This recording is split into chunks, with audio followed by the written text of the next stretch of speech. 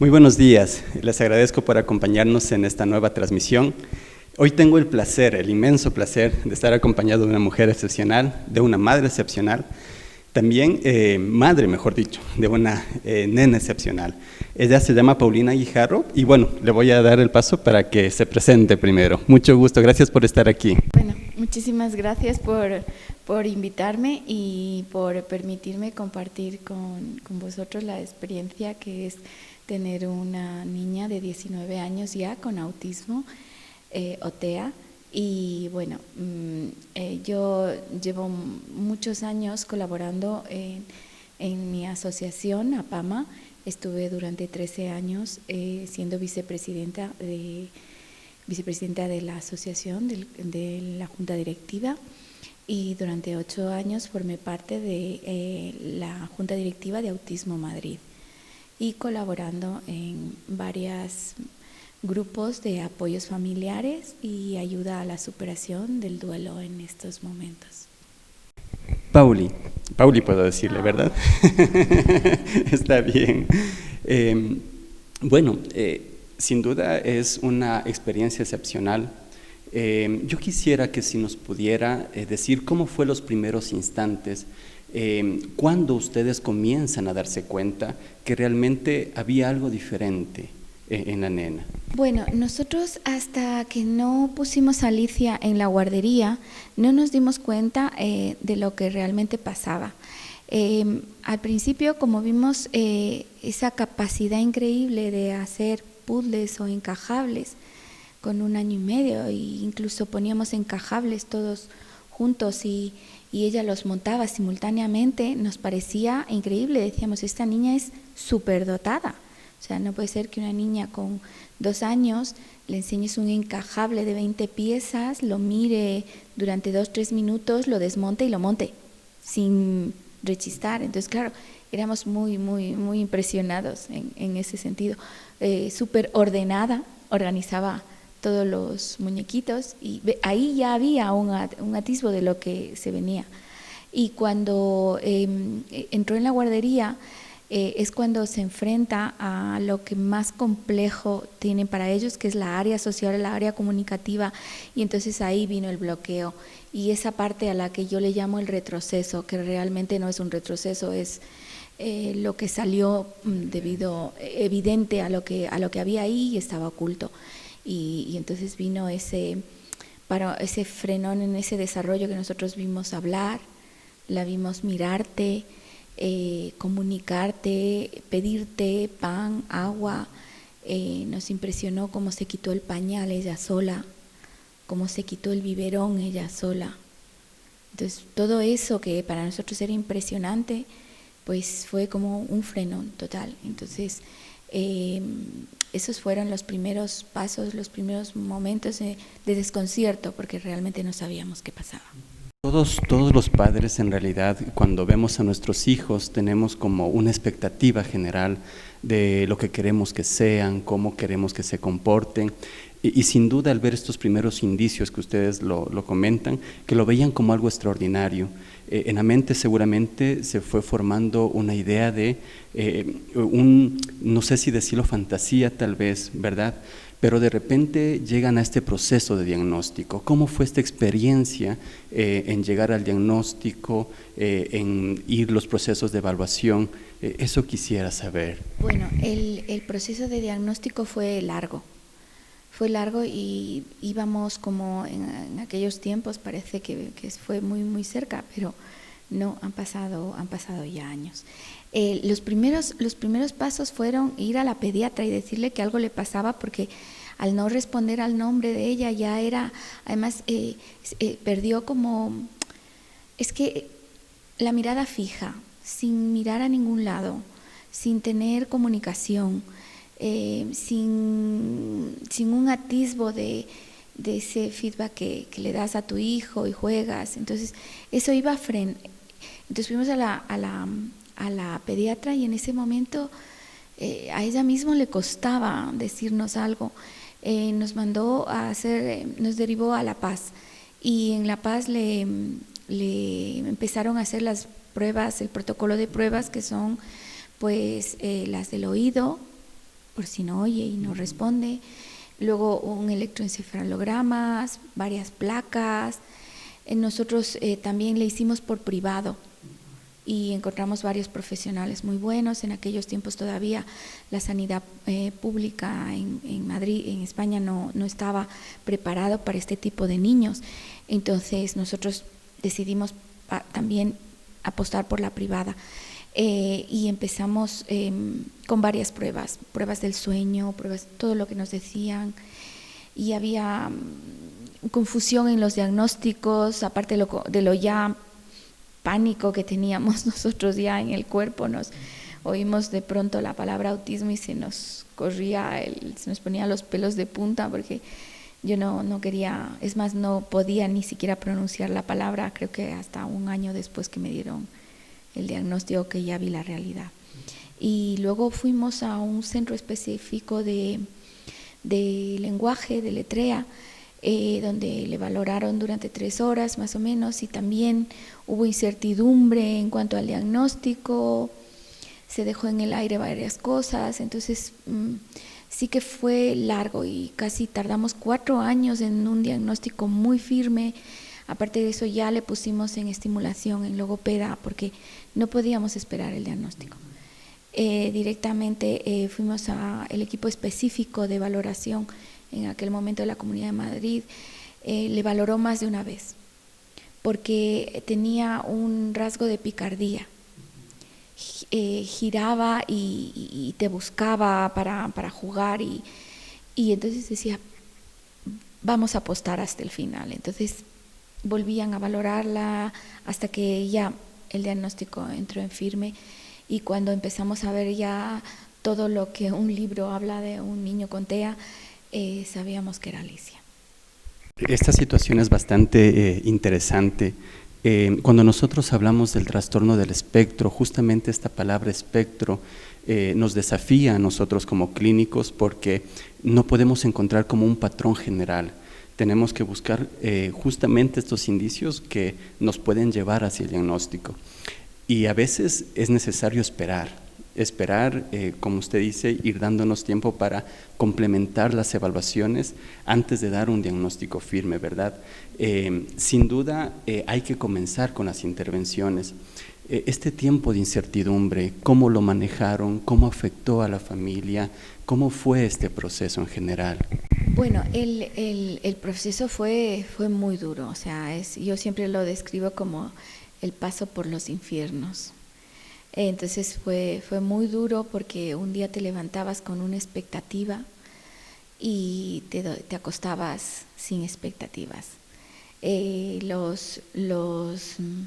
Las pruebas nos iban dando evidencias de que Alicia no es que había perdido, es que siempre había tenido TEA. O sea, no era lo que yo decía, mi hija perdió, no perdió. Ella tenía TEA desde el primer momento, pero no lo vimos, no se presentó, y eso. Y ese proceso fue muy duro, con muchísimo estrés, porque como no sabíamos tratarla, gritos, lloros en la noche, no dormíamos. O sea, la casa era un constante nervios. Aparte de eso ella desarrolló hiperacusia, pero una hiperacusia tan severa que tú no podías hacerle ni una foto, porque el clic de la cámara ya le provocaba histeria. O sea, una conducta súper llorando, desesperada, no podía oír el timbre del telefonillo de la casa. O sea, era todo el mundo que le rodeaba le daba pánico, sumado a, claro, nuestra incertidumbre, entonces pasamos momentos muy, muy duros a nivel personal, a nivel social, en la calle, la gente, y yo recuerdo muchas veces haber casi llorado con Alicia en la calle. Ya volvíamos llorando, no sé quién lloraba más, si ella o yo. Y fueron tiempos muy, muy complejos, muy, muy duros.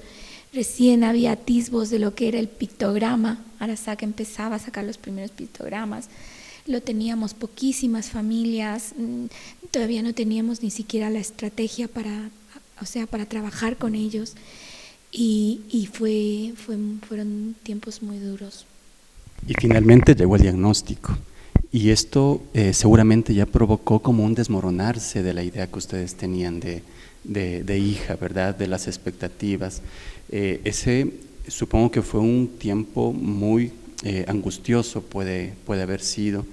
¿Cómo fue el apoyo de los profesionales, las redes de apoyo? ¿Cómo fue ese primer insertarse en lo que sería este nuevo mundo del autismo?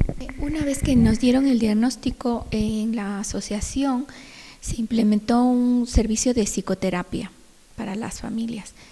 Digamos que estoy segura que creo que fui la número 1 o 2 de las pacientes que empezamos ese servicio. Fue una época, recuerdo o sea, yo tuve 2 formas de darme el diagnóstico. Una, un neurólogo que me destrozó, o sea, esa es la palabra, me destrozó. Me dijo que mi hija tiene un autismo que retrocedería mucho más y que tenía que empezar a hacerme la idea de que podía tener una niña que no tendría ninguna afección o reacción a ningún estímulo. Entonces eso fue tremendo. Yo salí destrozada de La Paz.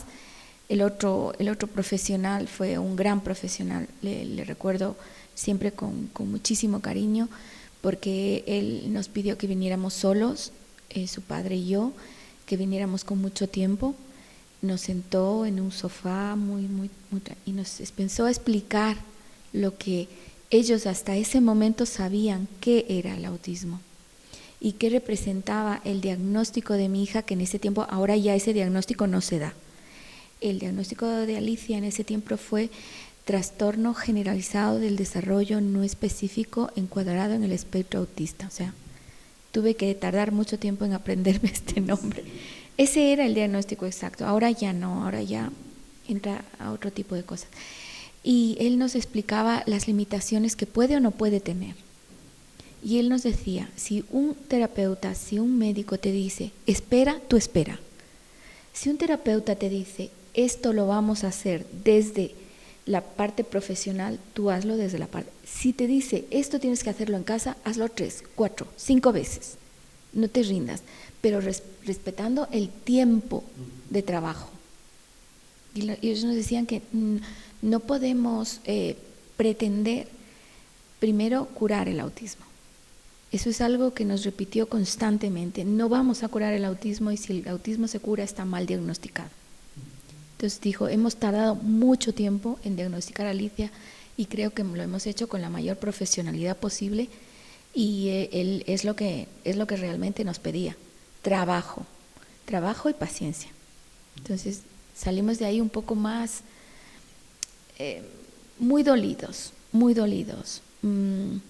Yo creo que no paré de llorar en el trayecto desde el médico hasta casa, porque no, o sea, creo que sí me hablaba, pero en ese momento yo sentía que todo, que se había tocado lo más tremendo de mi vida y pasé y lloré muchísimo. Pero también me hizo bien el tratamiento cuando nos empezamos, estuve 2 años en psicoterapia.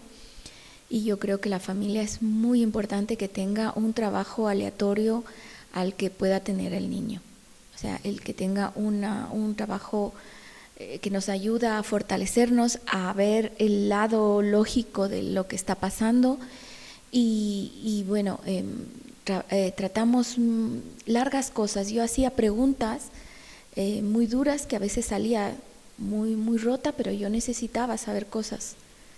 Y el psicoterapeuta en ello fue muy claro y también me fue dando estrategias para ir luchando con mi ansiedad, con mi estado de estrés, porque eso le afecta directamente a mi hijo, a mi hija le afectaba mucho, y fueron dándome pautas, escuchándome, porque hay que sacar todo, hay que sacar la frustración, el dolor, todo lo que en ese momento, porque es una mezcla de todo, de sentimientos, de iras, de enfados, de culpabilidad, sobre todo de culpabilidad.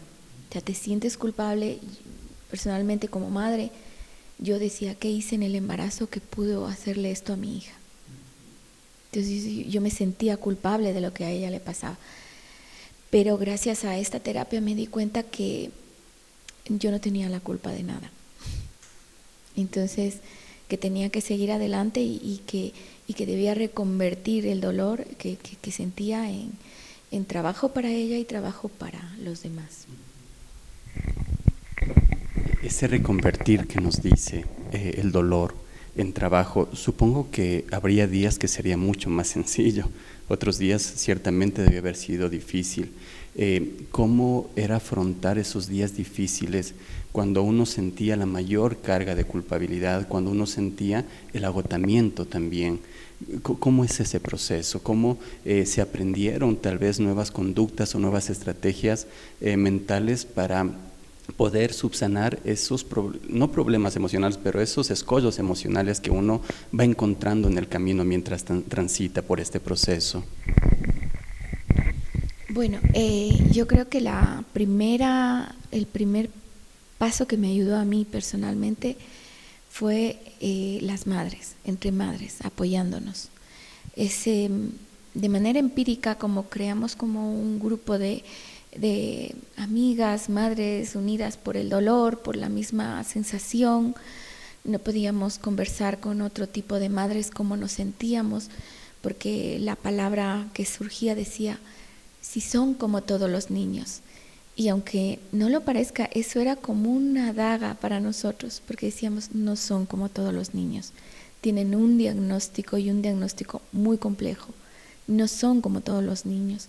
Entonces, esa sensación de no sentirnos nos hizo como retraernos y crear grupos de madres en las que pudiéramos llorar. Por ejemplo, yo tenía a mi amiga Paloma, Arantxa, Elena y algunas madres más, que ahora mismo no me acuerdo, pero Carmen. Hicimos como una pandi de amigas donde a veces llorábamos, pero hablábamos con libertad y sin tapujos de los miedos de nuestros hijos. Y yo creo que ese fue el primer paso para aguantar. O sea, porque tienes que aguantar. Llega un momento en el que el proceso del niño con trastorno del espectro autista en los primeros años es muy duro, hasta que ellos encajan en cómo deben vivir sus procesos de trabajo en casa, porque hay que reorganizarle todo. Hay que reorganizar su vida desde el baño, volverles a enseñar las partes de la casa. Todos, es un trabajo muy minucioso y hasta que ellos interioricen ese trabajo todo es frustración, todo es pánico. Entonces eso a nosotros nos llenaba de angustia. Entonces salíamos del cole, o sea, les dejamos en el cole y el típico café mañanero que terminábamos a las 12 del día, a veces llorando o a veces riéndonos. Y yo creo que eso sí que fue, era como una burbuja de aire donde respirábamos y donde nos sentíamos cómodas, porque aunque la buena fe de las demás gente nos quería o nos escuchaba, a veces decían cosas que eran duras para nosotros. Y decía, es que quizás no lo estás haciendo bien. Y eso en medio del trastorno que decíamos, pero si estamos aprendiendo a cuidar a un niño que no tenemos ni idea, si ya cuando tienes un hijo que es neurotípico, te enfrentas a un reto. Pues imagínate a un niño neurotípico donde las pautas que te enseñaron de los demás niños no funcionan. O sea, entonces creamos esa red y luego con el tiempo fuimos creando una escuela para padres ya mucho más grande, mucho más guiada, con profesionales, psicoterapeutas, terapeutas de los niños que nos iban guiando. Luego con el tiempo creamos un grupo que se llama Padre a Padre, donde ya específicamente atendíamos al padre nuevo con la madre vieja o la madre antigua con más experiencia, donde los terapeutas nos guiaban hasta qué punto podemos llegar y cómo debíamos escucharle, la escucha activa, el intentar que ella sienta que es apoyada y que es comprendida, porque creo que lo que más necesitamos en ese momento es apoyo y comprensión. No necesitábamos que nos digan cómo debíamos ser madres. Eso me lleva a pensar algo como como parte del personal de salud, y ojalá espero que nos estén viendo muchos que tienen este noble trabajo en realidad, pero es tal vez una premisa que nosotros debemos tener claro. Dar el diagnóstico de autismo es solo la primera parte y tal vez es la más pequeñita, porque de ahí en realidad tenemos que ver todo lo amplio, ¿no es cierto? Cómo está la nena, cómo está la familia, qué redes sociales de apoyo hay, porque me parece que quedamos muy cortos con solo decirle, bueno, su hijo, su hija tiene autismo, y ahí comenzar todo el proceso con este apoyo familiar. Quiero rescatar algo que nos dijo ahora, neurotípico, ¿verdad? Porque en este punto se replantea, bueno, ¿cuál es el concepto de normalidad? ¿No es cierto? Porque cuando nosotros pensamos, estoy diciendo una cosmovisión general de la sociedad, normal es bueno, anormal es malo, ¿no es cierto? ¿Cómo replanteamos ese concepto? Ese concepto me lo planteó el médico de mi hija, el psiquiatra, cuando yo dije, es que los niños normales, y me dijo, aquí la normalidad no es un concepto generalizado. Entonces me dijo, vamos a ser correctos. El funcionamiento de los niños con TEA es un funcionamiento neuronal atípico, no neuronal como el de todos los niños. Entonces es un funcionamiento neuroatípico. Los demás tenemos funcionamiento neuronal atípico. Entonces, así de sencillo. Entonces yo dije, vale, así ya nunca voy a tener que decir normal y anormal, es que sonaba horrible. Entonces, la verdad es que me quitó un peso de encima y desde ahí se me quedó muy bien. Y siempre cuando alguien entre madres comentamos, decimos, que no es la palabra, que no es normal, no. Es neuroatípico, es un funcionamiento neuronal, es un típico de las demás personas. O sea, no es que la palabra normal, como me decía este neurólogo, ¿quién dice que es normal? O sea, ¿qué es normalidad? Si cada ser humano es un mundo, un universo complejo, diferente, no hay un ser humano igual, entonces, ¿por qué podemos decir que nuestros hijos no son normales? Tienen un diferente funcionamiento neuronal. Me parece tan importante eso porque, como decíamos, tenemos este preconcepto de normal bueno a normal malo, y ahí ponemos un montón de barreras. Ahora, el entender esto de neurotípico y neuroatípico no nos crea tampoco una idealización, porque reconocemos las necesidades que tiene, las necesidades que tienen que ser subsanadas, ¿verdad? Y esto es un proceso largo, en general bastante largo. Y aquí viene el inicio de otra etapa, que es comenzar el tratamiento. Pero antes de comenzar el tratamiento, lógicamente es qué expectativas tengo yo del tratamiento.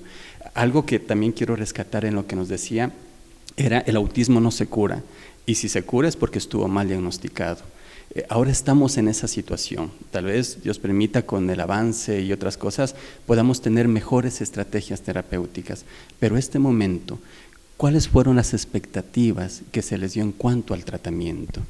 Bueno, las expectativas, nosotros cuando hablábamos con las logopedas, las estimuladoras, todo el equipo que ya a partir del diagnóstico, bueno, incluso un poco antes del diagnóstico ya trabajaban con mi hija, las expectativas siempre eran muy cortitas, ¿ya? Y eran como metas a corto plazo, ¿ya? Nunca hicimos una meta, quizás la que se creaba expectativas era yo, cuando veía un atisbo decía, algo hay. Entonces, yo creo que las expectativas no nos lo crean los profesionales son muy claros en expectativas cortas, metas cortas, y ir paso a paso. Las expectativas nos creamos nosotros, y entonces las expectativas que creamos como en el horizonte de qué tendremos de un niño con TEA son muy duras luego de reconstruir, porque vas viendo que todo va muy a corto plazo, muy pequeño, es un trabajo que luego es exactamente como el símbolo del autismo, piezas que van encajando unas con otras. El profesional nunca puede ponerle a una madre, decirle, vamos a conseguir, voy a decir algo, que escriba y lea, o que vamos a conseguir que tenga un diálogo, comunicación fluida de ida y vuelta contigo. No, expectativas primero, vamos a conseguir que ella abra un canal de comunicación, entienda cómo comunicarse y sobre todo las pautas a la hora de su conducta. O sea, primero eso. Entonces yo creo que empezamos por algo muy, muy, muy pequeñito, muy pequeñito. Entonces las expectativas nos las creamos nosotros, los padres, y eso es la verdad. O sea, llegamos donde un médico y decimos, por poco que tiene que darnos a nuestro hijo que salga por esa puerta después de su trabajo y de estar sus 30, 40 minutos, que salga por esa puerta interactuando, contento, que no se haga pis, que no sea, o sea, yo creo que es que las expectativas nos las creamos nosotros, y yo creo que las expectativas debemos, como en vez de mirar al horizonte, como algún momento te comenté, en vez de mirar al horizonte es como bajar la vista y mirar lo que tenemos ahí. Esa es la verdadera expectativa. Esto de las expectativas nos pone en un lugar de vulnerabilidad a los padres, ¿verdad? También, como digo, espero que esto llegue a muchos padres, porque en ese lugar de vulnerabilidad pueden ser presa de todos aquellos que les ofrecen una cura mágica. Y bueno, nosotros en consulta hemos visto, nos han dicho, doctor, me dicen que con tal terapia mi hijo se va a curar, y nos muestran videos que supuestamente son testimoniales de curación. Lógicamente uno tiene que ponerse en los pies de los padres, ellos tienen esa expectativa, pero ¿cómo lidiar con esta situación? ¿A quién acudir con esta situación de poder decir o preguntar, ¿esto realmente sirve? ¿Esto realmente va a cambiar las cosas? Bueno, yo creo que entiendo a los padres que se meten en internet y buscan una solución, porque es tal el grado de desesperación, el grado de intentar hacer lo mejor por tu hijo, intentar pensar que posiblemente se equivocaron. Es que es verdad, pues sí. O sea, piensas, se pueden haber equivocado y yo debo buscarla algo para que mi hijo sea.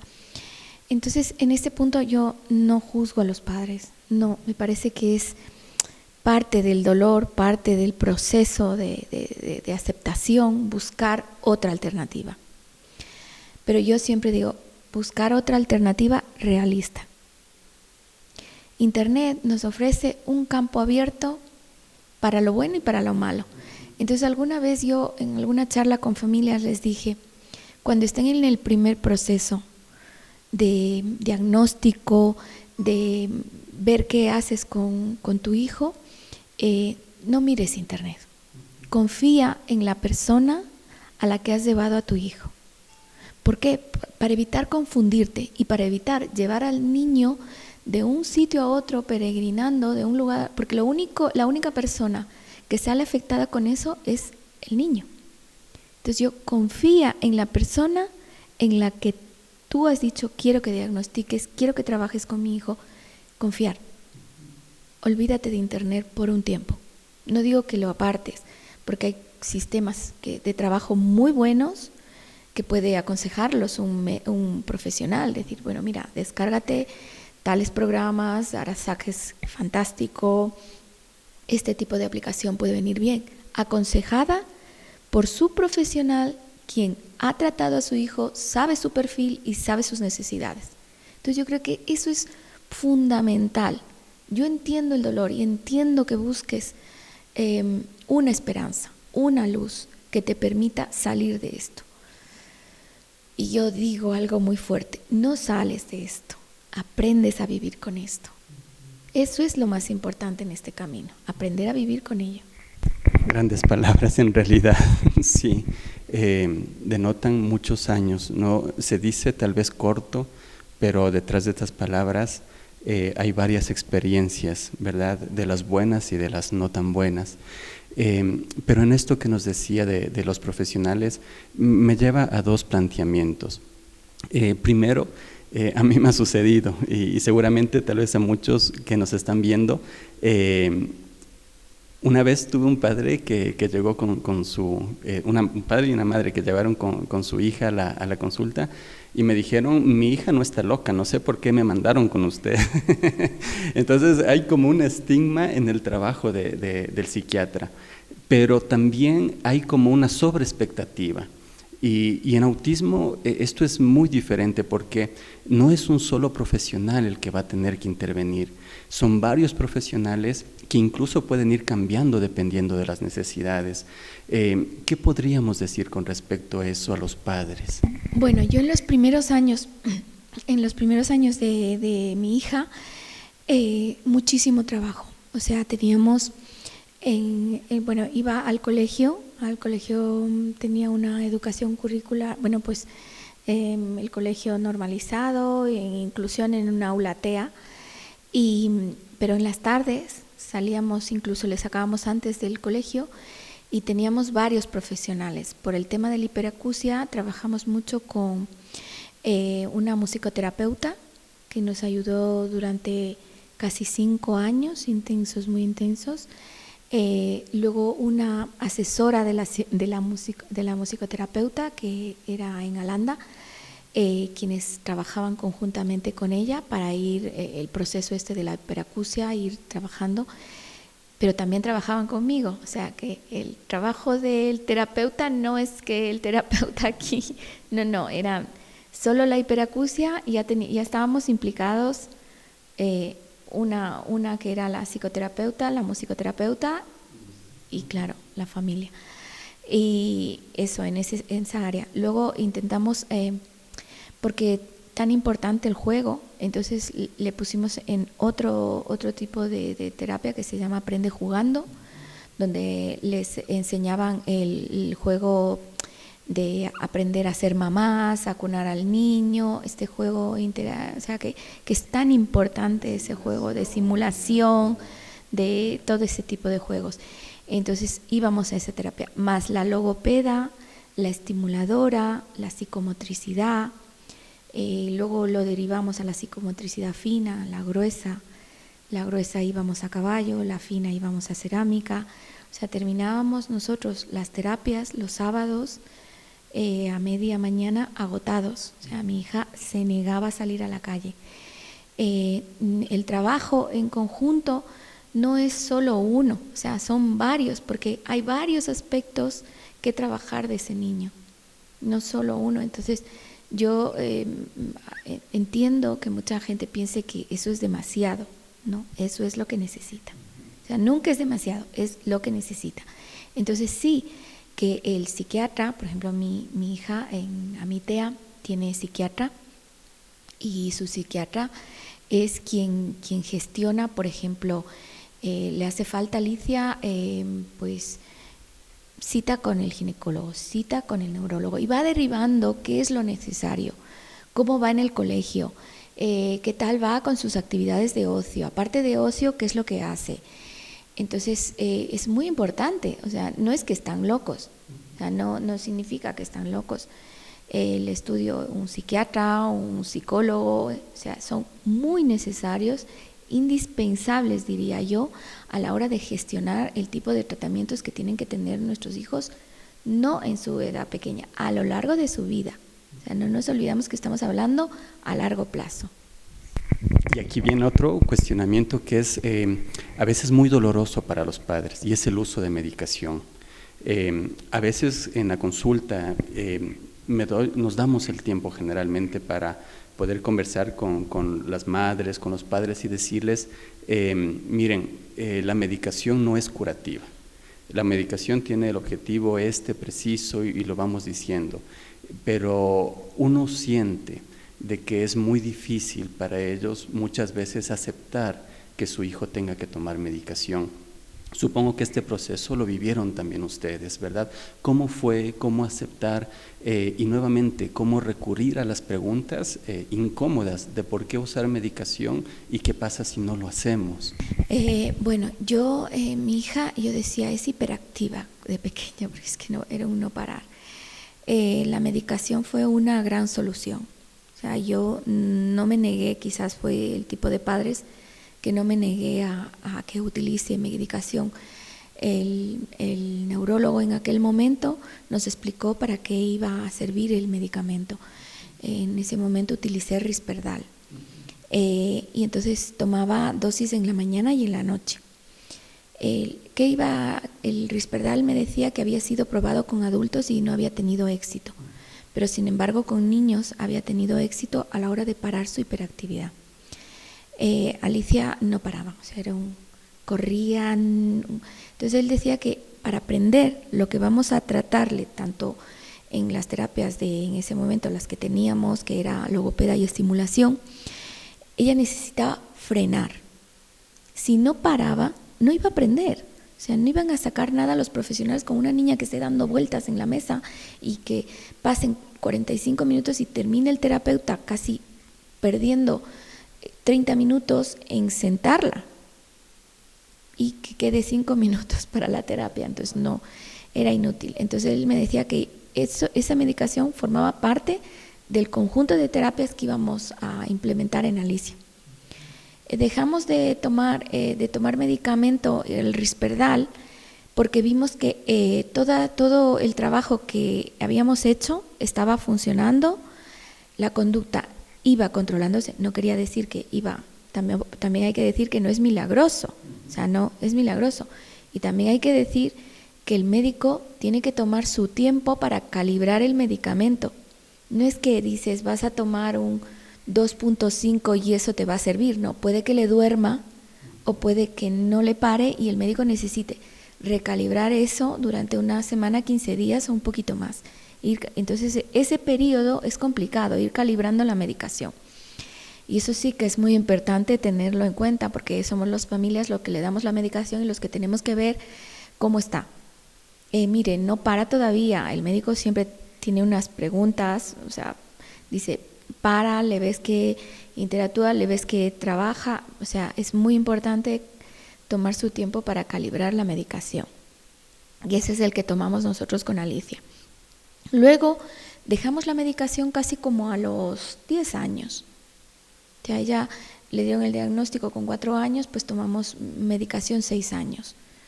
Íbamos calibrando de acuerdo al peso, de acuerdo a cuánto crecía o cómo estaba de grande, y íbamos hasta más o menos 9 años o así, 10 años le quitamos, porque veíamos que estaba bien y con un trabajo conductual de agendas, pictogramas, pues se movía muy bien, no necesitábamos más. Y luego lo volvimos a retomar con el proceso adolescente.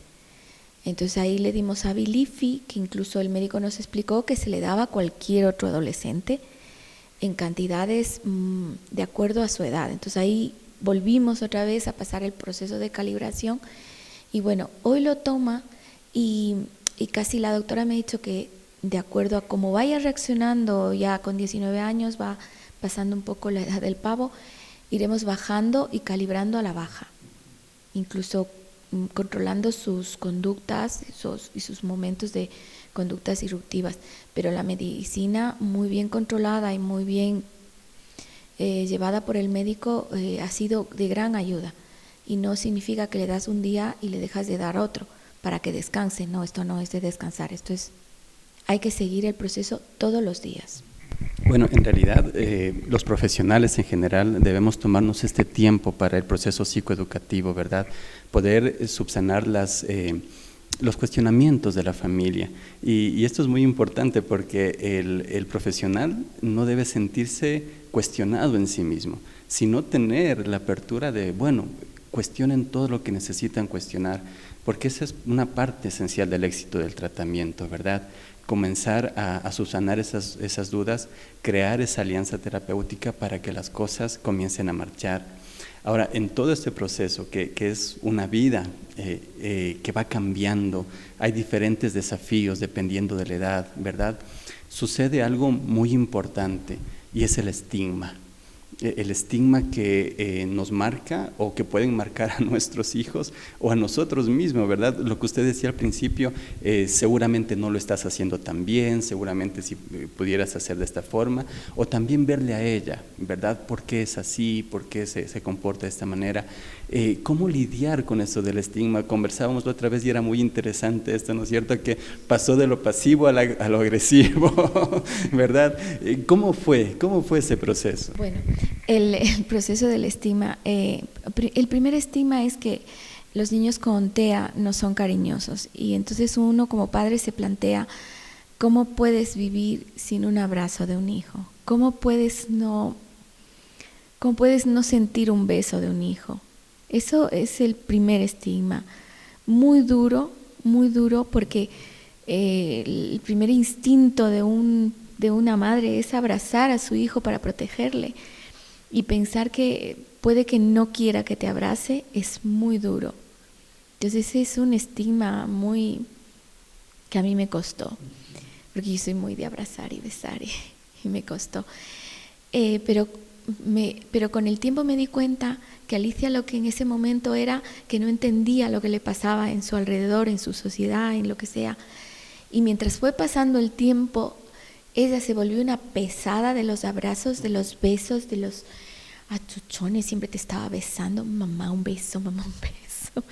Y realmente es solo un estigma. Ellos necesitan estar en un entorno seguro, sentirse que se pueden comunicar y pueden acercarse a ti y abrazarte. Entonces esa fue una de las primeras cosas que a mí me causó mucho dolor.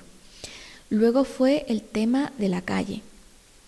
La calle, cuando entra mi hija con hiperacusia, gritaba en la calle no 10 minutos, sino 20, 30 o todo lo que hiciera falta. Y no gritos, pero alarmantes, que mis vecinos decían que ya la escuchaban venir desde la esquina. Y la gente te miraba, unas con pena y otras como juzgando a la madre por no saber educar a una niña malcriada que está ahí haciendo un berrinche y que tú no eres capaz de educarle. Y entonces nos sentíamos juzgadas, e incluso muchas madres insultadas, y te hundes. Y entonces de ahí el hecho, cuando he dicho, a veces volvía llorando con Alicia de la calle. A veces me intentaba cogerla y ya en el suelo ya yo no podía hacer nada y lloraba. Y lloraba por la impotencia de sentirme mirada, de sentirme como madre no poder hacer nada. Pues se supone que una madre es la que tiene que conoce a su hijo, pues yo no podía hacer nada. Y me sentía frustrada, y entonces ese fue un tiempo. Y luego pasé de pasivo-agresiva, entonces fue como Alicia entraba en berrinche y yo: Alicia, vamos a casa.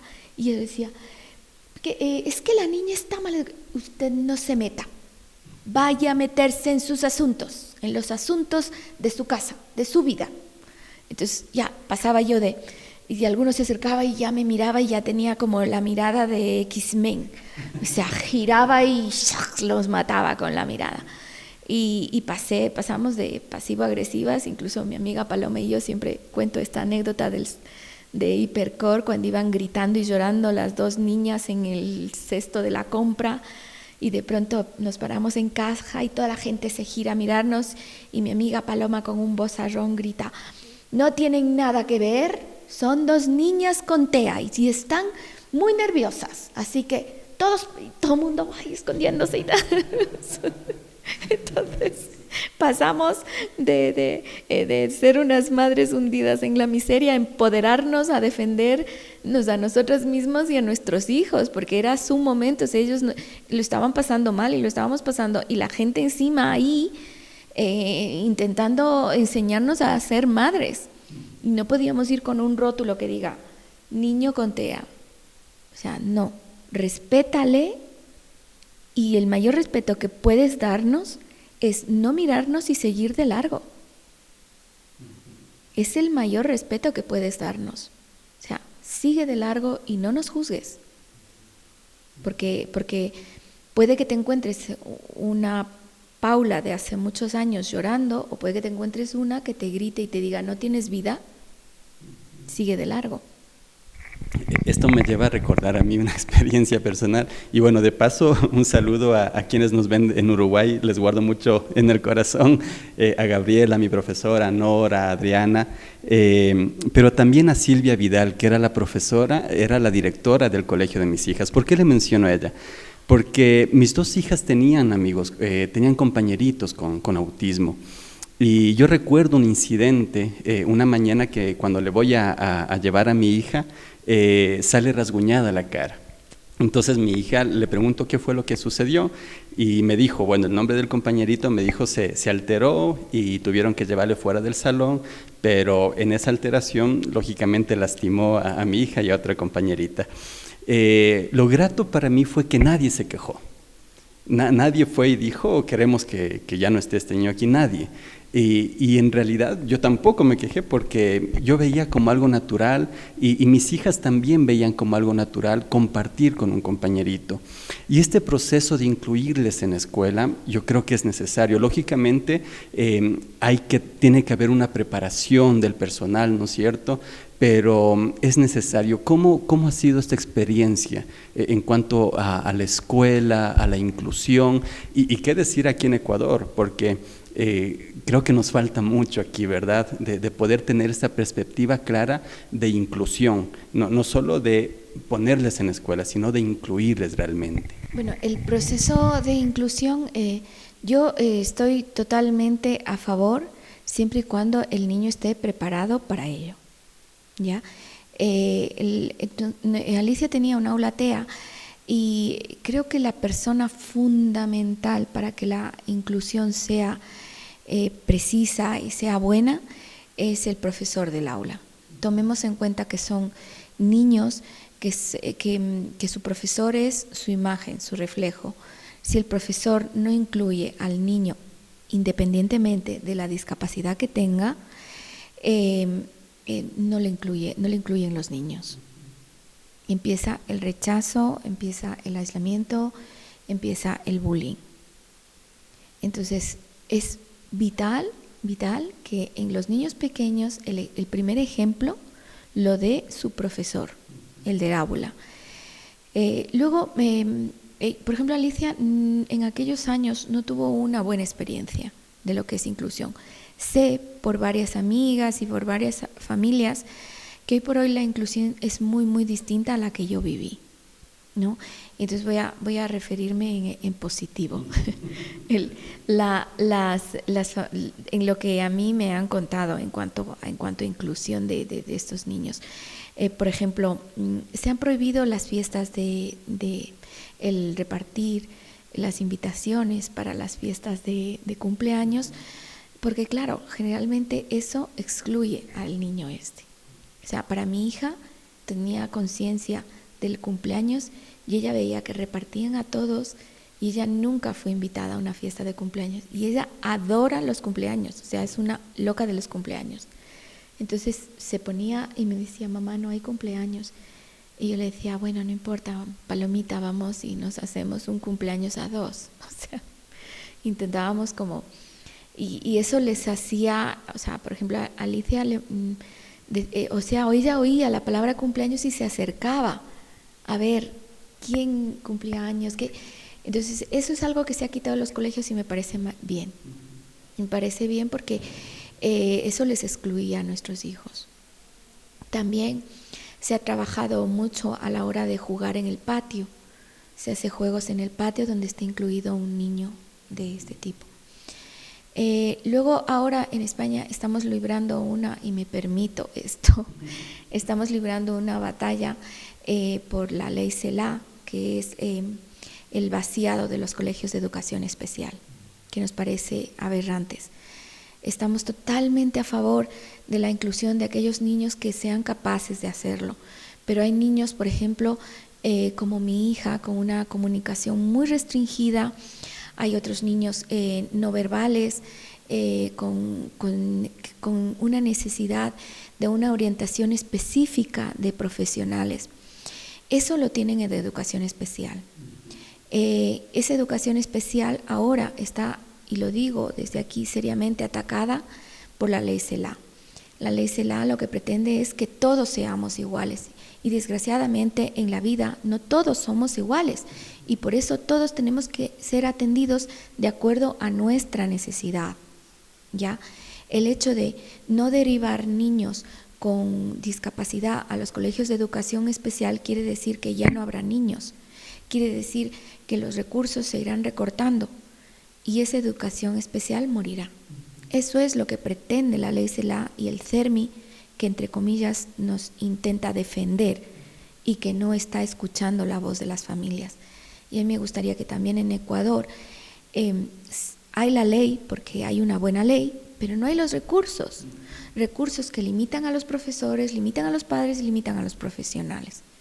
Entonces yo siempre pienso que hay que hacer una inclusión responsable, donde des recursos, donde exista confianza en los profesionales, y la inclusión sería el respeto a través de los padres que sepan enseñar a sus hijos a respetar al niño que está al lado. Porque tener un niño en una aula requiere que le va a dar muchos valores a sus hijos, valores que un profesor no le va a enseñar, y son valores de respeto a la diversidad. Y el respeto a la diversidad quiere decir que nos va a hacer más libres. Y eso es muy importante dentro de lo que es inclusión. Entonces, ni ir al un extremo de que todos somos iguales y abajo la educación especial, ni ir al otro extremo de que sí, todos somos iguales, pero no le das recursos a la gente, ni a los familiares, ni a los profesores, ni a los colegios para trabajar con esos niños. O sea, yo creo que debe haber un equilibrio en todo. Me recuerda esto en realidad justamente una tendencia general que hay de considerar los problemas de salud mental o neurológicos como parte de la diversidad. Un poco conversábamos algún momento con esto y en realidad a veces lo que hay detrás de eso es una situación netamente económica. O sea, si decimos que ellos tienen que incluirse, bueno, retiramos algunos recursos para sus necesidades. Yo creo que esto es importante y es como un mensaje para nuestros políticos, ¿verdad? Para quienes tienen o están en posiciones de tomar decisiones, de hacer análisis, justamente lo que decía, porque es diferente decir, bueno, yo creo que esto es bueno para ellos, pero ¿qué piensan los implicados? ¿No es cierto? Es diferente. Uno puede pensar desde el escritorio muchas cosas, pero otra cosa es conversar con quienes están viviendo, con quienes saben las necesidades. Y es algo que nosotros aprendemos muchas veces de ustedes, quienes han vivido todo un proceso general. Ahora viene, tal vez ya para esta parte final, algo que es muy importante en el proceso específico de los cuidadores generales. Nosotros a veces vemos que llegan llorando y dicen, ya no sé qué hacer, quisiera dejarle ahí, quisiera irme lejos, y lógicamente al pensar eso se llenan de mucha culpabilidad porque son sus hijos, son sus hijas y sienten como que están atados pero que no tienen otra salida, pero que quisieran irse. ¿Qué decirles a esas madres, qué decirles a esos padres o a esos cuidadores en general? Porque a veces también puede ser un abuelo, un tío o alguien que decidió hacerse cargo. Bueno, el cansancio es muy normalizado. O sea, yo creo que el decir no puedo más es algo que no debe transformarnos en culpables de nada. Somos humanos y nos cansamos, nos agotamos. Y más cuando intentamos dar el 100% de nuestros hijos. Yo creo que todas las familias damos el 100% a nuestros hijos, les damos todo lo que podemos, hasta el agotamiento, exactamente. Personalmente sufrí un proceso de depresión hace unos 4 o 5 años, una depresión nerviosa que me llevó a necesitar ayuda. Incluso algo que yo me negué por mucho tiempo fue tomar medicamentos. Yo el proceso primario de TEA de Alicia, yo lo pasé sin medicamentos. O sea, yo no quería, me negaba a tomar medicamentos. Esta vez me vi que lo necesitaba, pero lo necesitaba por ella y por mí. Y me vi también que necesitaba tener un espacio que me permita recobrar mi identidad y saber quién soy, porque me había perdido en el camino con Alicia. Y al perderme yo, dejaba de darle lo mejor de mí a mi hija. Entonces ese proceso me llevó a entender de que mi consejo a las demás familias es que siempre busquen un momento para ellos, que nunca dejen de hacer esas cosas que a ellos les hacen felices, que busquen apoyo familiar para que se queden un momento con el niño, y de ahí que siempre las familias se impliquen en el hecho de aprender qué es lo que tiene que hacer, cómo tiene que tratar al niño. ¿Por qué? Porque ya no hablo solo del hecho de un espacio para psicológicamente respirar. Y si un momento tú sufres un accidente y ese niño tiene que quedarse solo, ¿quién va a atenderles? De ahí la necesidad de que toda la familia entienda que ese niño forma parte de esa familia, forma parte de ese entorno y todos necesitan el apoyo. Tomarse ese tiempo para respirar quiere decir que ese tiempo vas a irte con tu pareja, con tu marido, a un fin de semana, a un hotel, al campo, al cine, a cenar. En mi caso, yo no tenía tiempo para leer. O sea, mi gran distracción era sentarme y leer. O sea, yo quería leer tranquila. O sea, tranquila, sin nada. O sea, ese era mi gran sueño. Retomé la pintura, retomé a hacer cosas que me hacían feliz. Y al hacerme feliz, le he hecho feliz a mi hija. Y eso es, nunca hay que olvidarse que nuestros hijos perciben nuestro dolor, perciben nuestra frustración. Y el estar bien nosotros les hace estar bien a ellos. Nos hace tomar decisiones muchísimo más claras. No hay que olvidar que, por ejemplo, en tu caso, tú no puedes hacer de psicólogo, terapeuta, de todo, como te dije, no podemos ser una navaja suiza multiusos. Debe haber para cada cosa su espacio. Y entonces no podemos como familias cargar sobre ti, que ya tienes el peso de lo que yo siento. No, yo tengo que buscar mi espacio, un momento para irme a donde una terapeuta, donde una psicóloga, que me ayude a gestionar mis emociones. A veces hasta uno se olvida de uno mismo, olvidas hasta lo que te gusta, olvidas qué música escuchabas antes de que estabas con tu hijo. ¿No te acuerdas? Yo no me acordaba. ¿Qué cantante me gustaba? No me acordaba qué era lo que me hacía feliz. O sea, pasaron tantos años que no me di cuenta que en ese trayecto me había perdido yo también. Entonces caí en una depresión y cuando volví a retomar, ahora busco mi espacio cada 6 meses, busco mis viajes, busco mis momentos de cena, voy y escojo un libro y digo, ay, este libro lo voy a leer y me doy mi espacio. Una vez hace muchos años leí un libro que se llama Jugando aprendemos los dos, y una carta donde una madre decía, hoy no hice las camas, hoy no lavé los platos, pero salí a la calle, paseé feliz con mi hijo, jugué en el parque, y nadie de la gente que estaba ahí se enteró que yo no hice la cama ni lavé los platos, pero sí se enteró que era una mujer feliz y un niño feliz. Entonces eso se quedó y me hizo mucho bien. Entonces yo creo que eso sería importante no olvidar. Qué lindo, muchas gracias por esas palabras.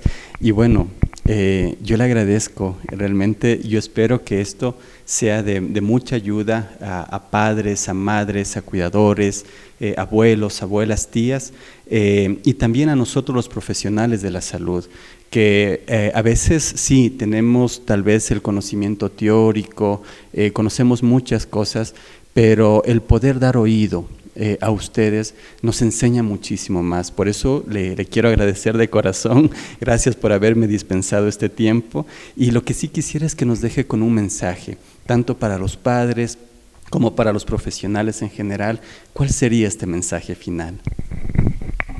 Bueno, yo creo que he dicho tantas cosas que como madre, me gustaría dirigirme a las familias que confíen en los profesionales, que confíen en ellos, que no miren hacia el horizonte, que se agachen y miren a su hijo, porque el horizonte ni siquiera aquellos que hemos tenido la posibilidad de llegar ahí hemos llegado, que miren hacia abajo, miren hacia su hijo, que entre más lo conozcan, más van a aprender el universo impresionante que tienen, lleno de grandes expectativas. Y a los profesionales les diría, primero, gracias. Lo saben los profesionales que tratan con mis hijas. Gracias porque vosotros tomasteis la decisión de trabajar con nuestros hijos. Esa decisión fue vuestra. Nosotros aceptamos tener nuestros hijos. Y decidir hacer eso conlleva un gran valor. Entonces, gracias por hacerlo. Les diría que sigan apasionándose por el universo de la discapacidad. Les diría que todo lo que hacen vuestros pacientes, vuestros niños, lo van a agradecer en el futuro. A veces parece que los resultados no aparecen ahí, pero cuando pasa el tiempo sabes que esa semilla la pusiste tú. Entonces, creo que no se desalienten, sigan enamorados de su profesión y enamorados de nuestros hijos, porque ellos tarde o temprano se verá el fruto de lo que hacen ellos. Y como padres, miren a sus hijos. Desen el tiempo de no mirar a las expectativas que soñamos, sino a esa realidad que tenemos. Y cuando los miremos a ellos vamos a encontrar, como he dicho anteriormente, ese universo lleno de cosas increíbles, de momentos increíbles que seguramente nos costaron lágrimas, pero valieron la pena. Entonces nunca se rinda, porque todo vale la pena con ellos. Y gracias también por haberme invitado y por poner mi granito de arena aquí en mi Ambato querido. Muchísimas gracias. Pauli, muchísimas gracias. Estoy muy agradecido. Bueno, que Dios le bendiga abundantemente a usted, a su familia, que sigan adelante. Y a todos ustedes, gracias por habernos acompañado en este nuevo video.